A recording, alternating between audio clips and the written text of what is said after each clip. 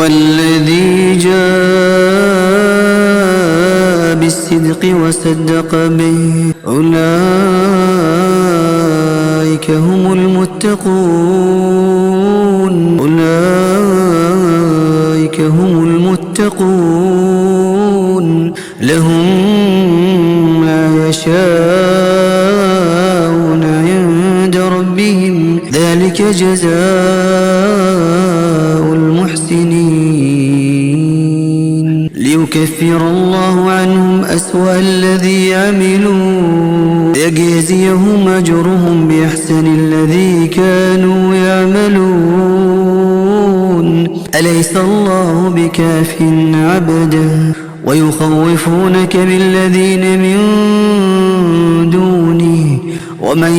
يضلل الله فما له من